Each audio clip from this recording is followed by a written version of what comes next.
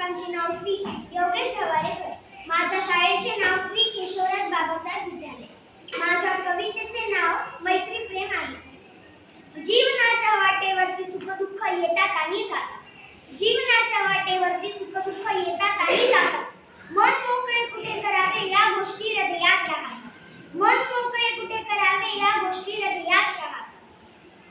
मैत्रीची अशी असावी जोड, मैत्रीची अशी असावी जोड, पैशांनी जरी असला जोड, पैशांनी जरी असला जोड, तरी मैत्री राहावी गोड. उगीच नको धर आणि सोड, उगीच नको धर आणि सोड.